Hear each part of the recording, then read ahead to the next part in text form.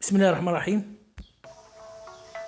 من رجعت بالذكريات ديالي الأليمة لهذيك الفترة الصعبة من حياتي بالتزامن مع الحراك الشعبي، ما كانش بالحاجة السهلة باش نشير لعملية الاستحواذ على المؤسسة العسكرية من طرف الضباط السامين واللي تناوبوا على حكمها ليومنا هذا.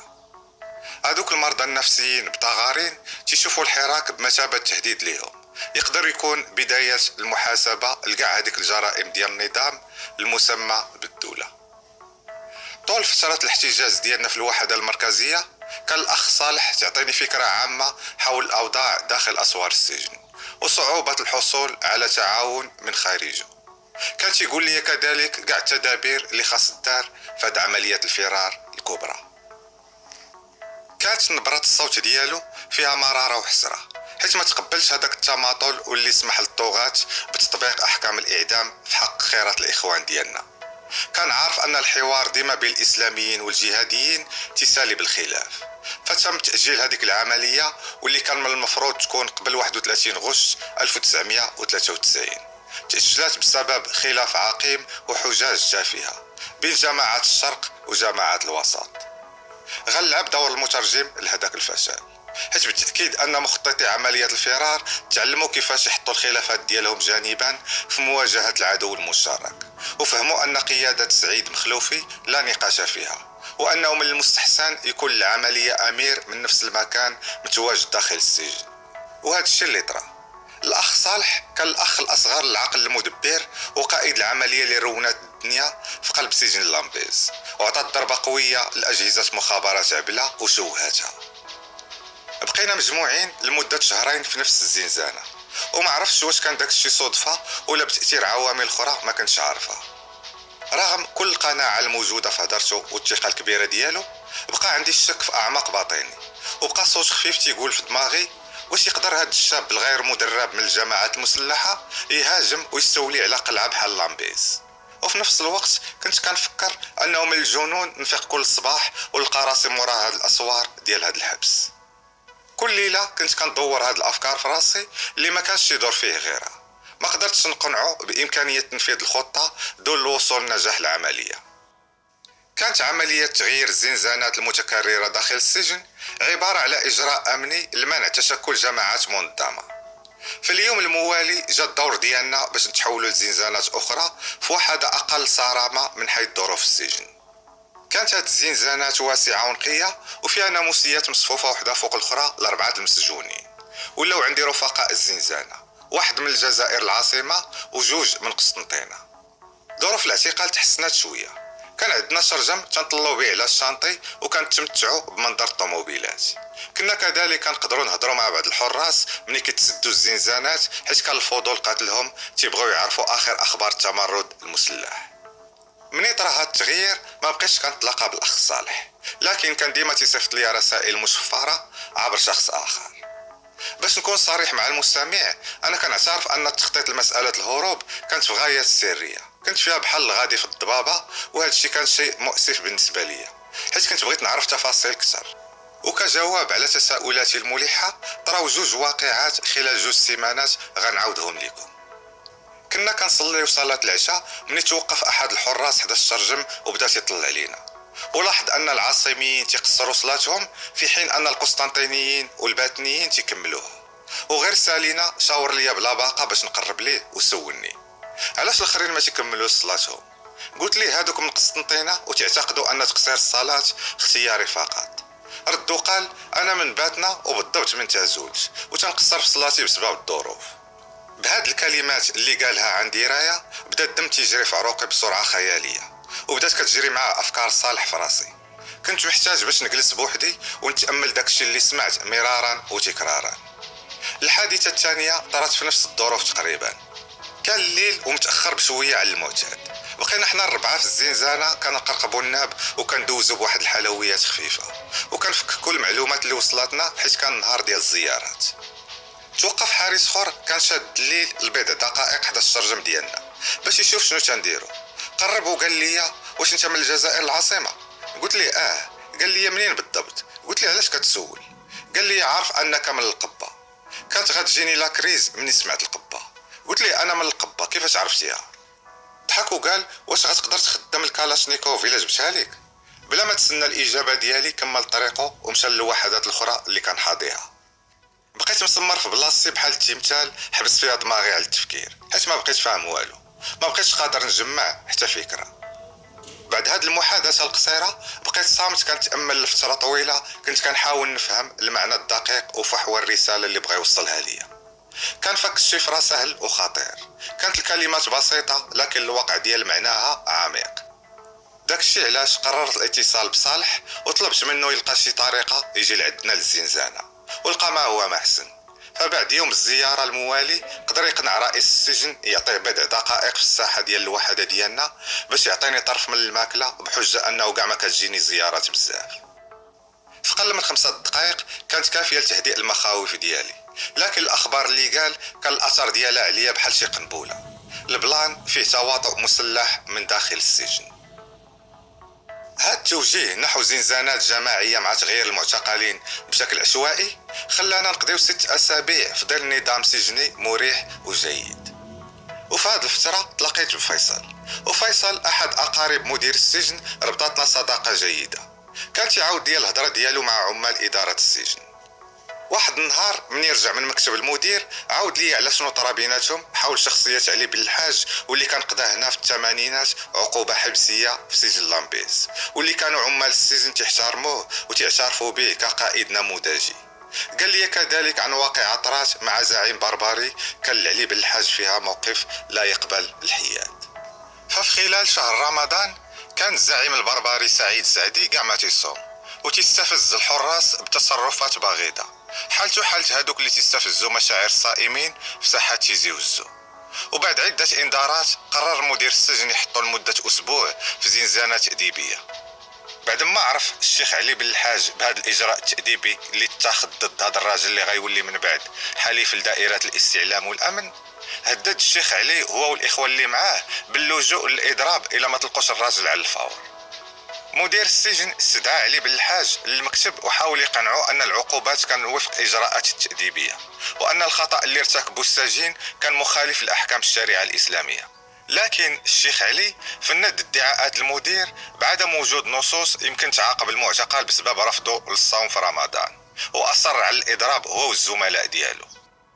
بعد ذلك غيتم الإفراج على سعيد سعدي على الفور، ماشي بفضل التضامن حول القضية البربرية، بل للموقف المتشدد ديال الإسلاميين اللي كان عندهم وزن وعدد كبير يمكن يحرج أي رئيس ديال السجن. في واحد اليوم وكان 23 يناير 1994 كنا غاديين للساحة وحنا نتفاجئوا بعملية تفتيش جسدي، وهذا نوع من الإجراءات ما تيكونش بدون سبب.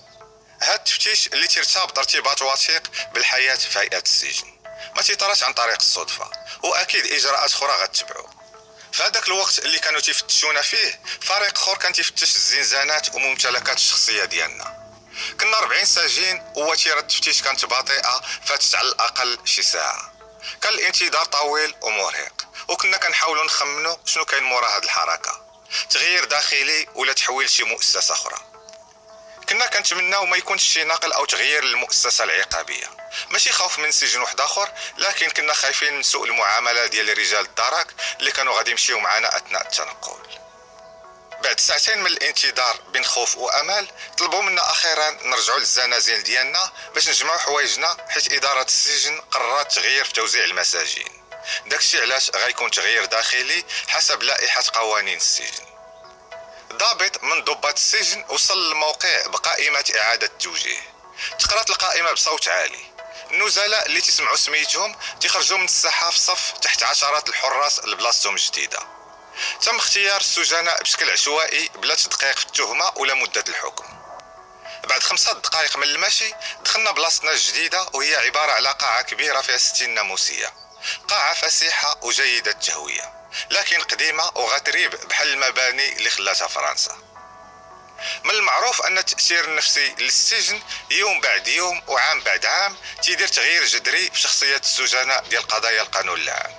داكشي علاش اعتقدات الطعمة العسكرية وحراس عبلة انطلاقا من هذا الافتراض أنهم يقدروا يغيروا قناعات هذوك اللي تم إجبارهم على الدفاع على نفوسهم من خلال فرض عقوبات قاسية.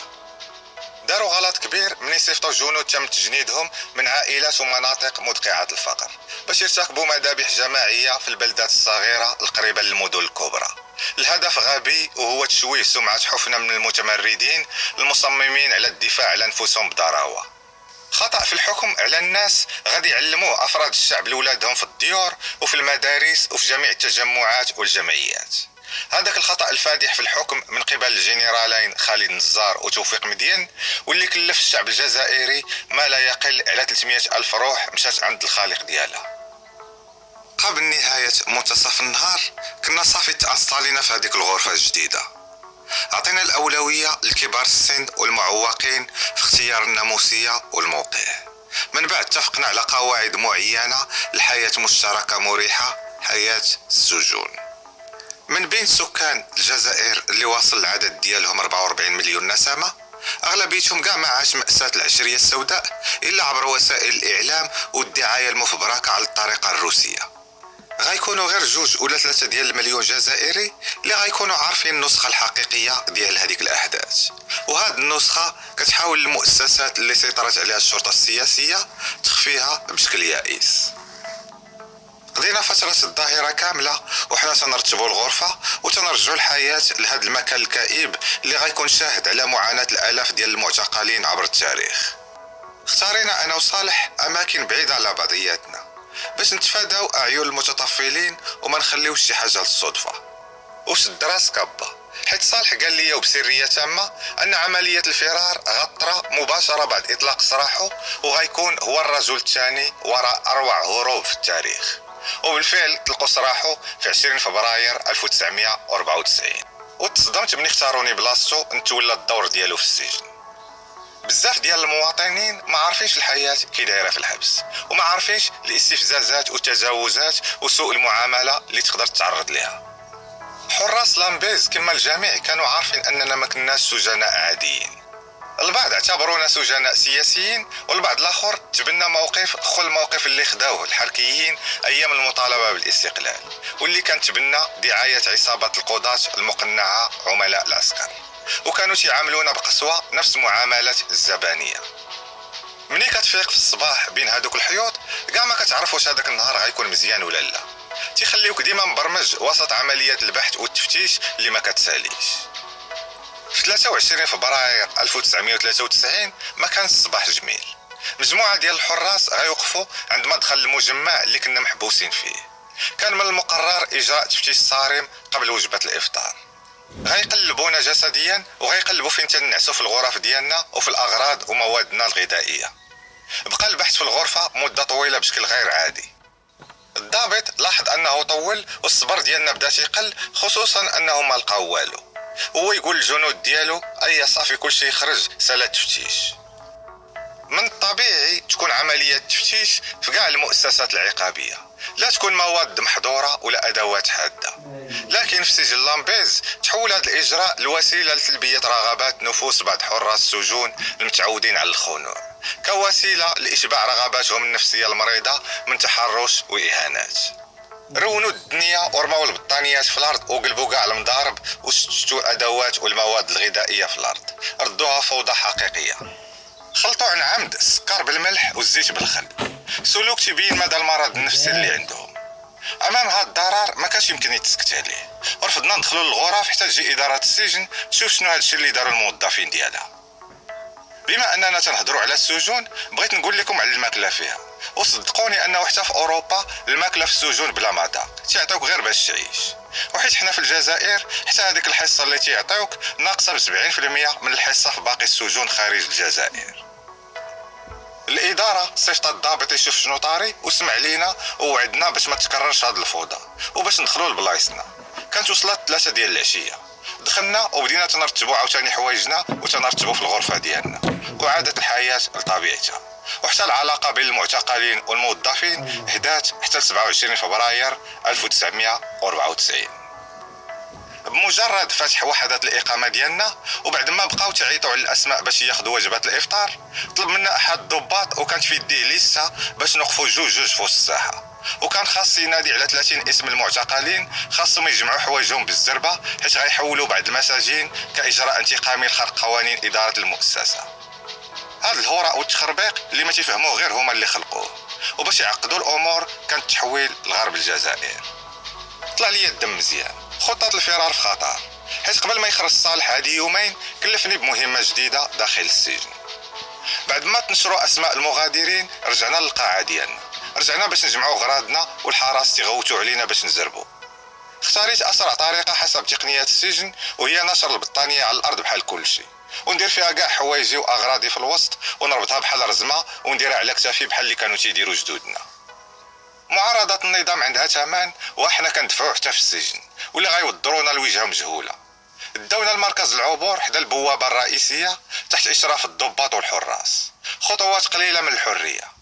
بعد المشي لمدة قصيرة دخلنا لبيت خشبي صغير قليل الترتيب تكفي الإقامة لمدة قصيرة. كان اليوم هو 27 فبراير 1994. جلسنا في هذاك المركز ديال العبور 4 أيام، كنا كنستعدوا باش نبقاو تما حتى نهاية الأسبوع، حيث اليوم التالي كان الخميس وراحة أسبوعية. لكن إذا بحافلة مصلحة السجون كتوقف عند مدخل الغرفة مع 4 الصباح. بعد ساعتين غادرنا سجن لامبيز تحت حراسة من الدراك، واللي كانوا كيتناقلوا المهمة من فرقة للأخرى. داونا حتى دخلونا الطوبيس اللي المقاعد ديالو كانت مصنوعة من المعدن. ميطونا هاد المرة بلا ضرب، ومشات الحافلة لوجهة جديدة مجهولة. وإلا كانت الأخبار اللي سمعت من عميد السجناء صحيحة، فالسجن اللي غادي ليه كاين في الشلف. خوتي مرة أخرى إن شاء الله.